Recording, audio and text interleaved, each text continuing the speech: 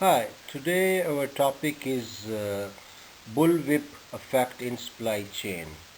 Bullwhip effect is actually a demand distortion that travels in the supply chain from retailer, that is downstream, to the wholesaler, then manufacturer, and then supplier due to variance of the orders which may be larger than actual sales. So let's discuss its causes and how can we cope with this effect in a supply chain. This concept is credited to J. Foster's, who was a leading American computer engineer and system analysis. He actually became the lecturer in MIT and began presenting his concept on supply chain management in 60s. Forrester started calling supply chain demand fluctuation the bullwhip effect and has been credited with this ever since. So he was the inventor, or he was the first person who find out this bullwhip effect in a supply chain. Uh, Main causes of bullwhip effect are uh, these are price fluctuations sometime, and then there is a promotional sales. If there is a anticipation of price decrease, you will may not buy the inventory, or if there is expectation that price will go up, then you will buy more. So this is one of the cause of the bullwhip effect. The other is like order batching or large size. So sometime for this reason you have to place a bigger order to have the minimum quantity, or a batch, or a truckload.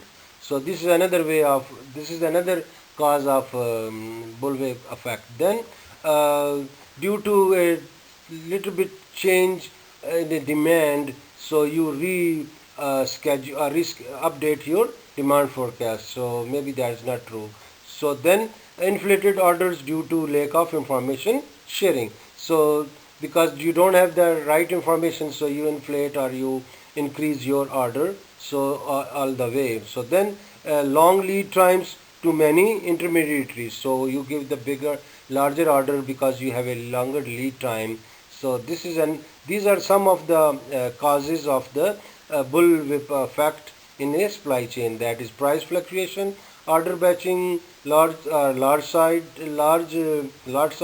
updating demand forecasting, and then inflated order due to lack of information sharing, and then long lead time, and there are many intermediaries in your supply chain.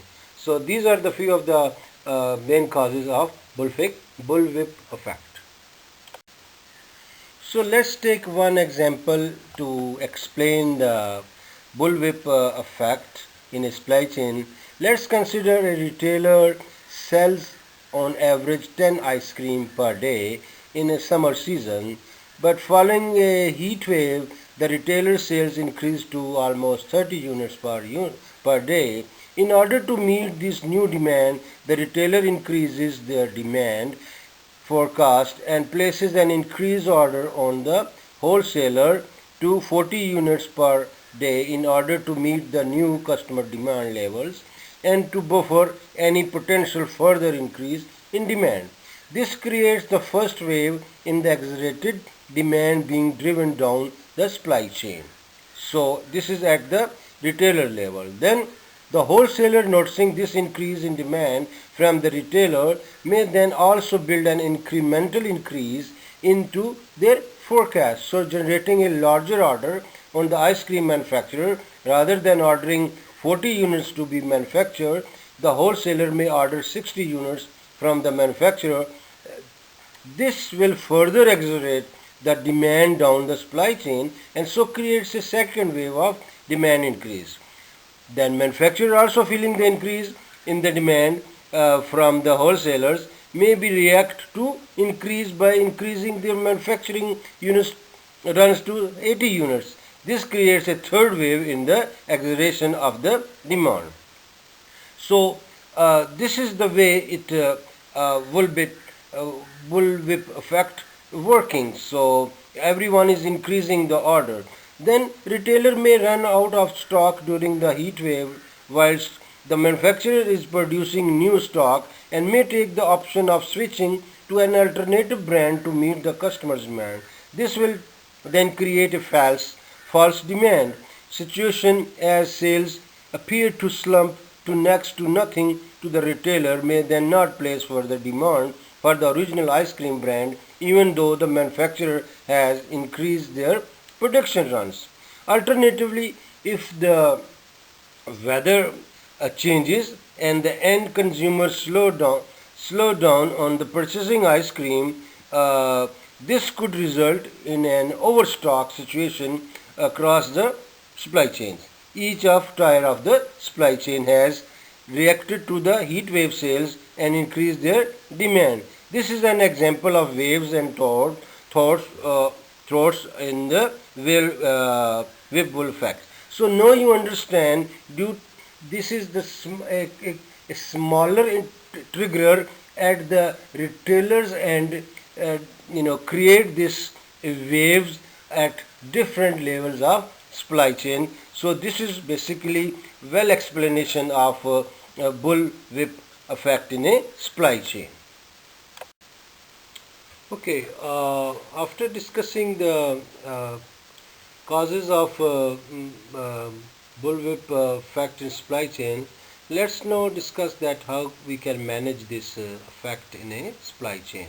So these are the few of the things you can do that focus on the customers. So optimal network design center around your customer. Segment your supply chain based on your value proposition. Number two, define the right push and pull boundaries and strategies. Optimize your inventory allocation based on the demand certainty. Stable demand is equal to push strategy and demand uncertainty is equal to pull strategy.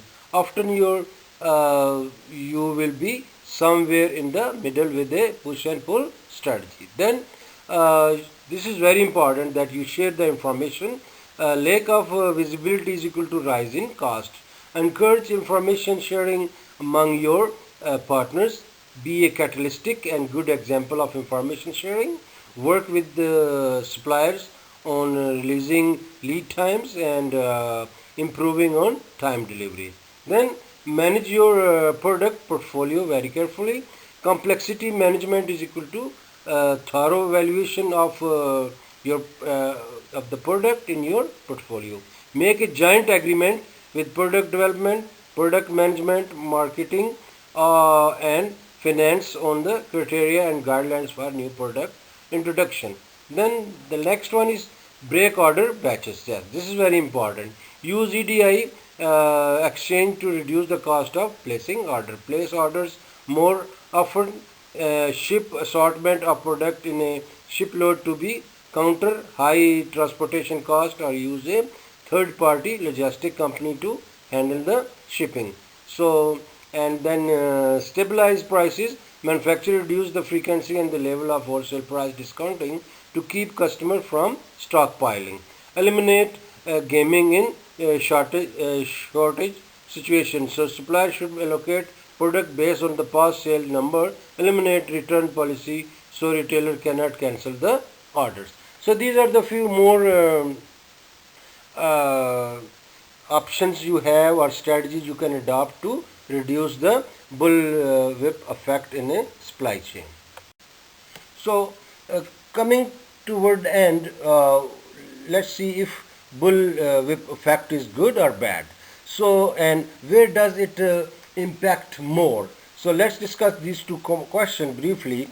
That bullwhip effect is bad because small changes anywhere along the supply chain can lead to massive disparities at any stage. For example, if a retailer experiences 2 or 3 times the demand from customer but does not order more product right away, they are delaying back orders, which places more pressure on suppliers later. So this is another thing that we have to take care of that we shouldn't have a disparity, but basically the bullwhip effect is not very positive thing. The next question is that where does the bullwhip effect have its greatest impact? Though the bullwhip effect can negatively impact any stage of the supply chain, it most often has the greatest impact on raw material suppliers. Raw material providers supply material to wholesaler and manufacturer, and who are responsible for getting product to distributor, retailer, and consumer, as we know. When demand fluctuates at the consumer level, it reverberates or up or echoed in the supply chain, placing greater pressure on entities involved in the production and dissemination of a good. This may force a supplier to produce a much greater or lesser amount of product, which complicates their workflow and delivery. So it is in the beginning of the supply chain, especially the who are providing the raw material, in impact more, because it is the end of the upstream supply chain. So it is impacting there much. So this was a presentation about the bullwhip effect on supply chain management. So we have to take care of all these things and try to avoid this piling up the inventory, or there is a waves in the wave up and downs in a supply chain, to keep it smooth and straight line. So I hope you understand about the bullwhip effect in a supply chain. If you have any question, please let me know. I will be glad to answer all your questions. Once again, thank you.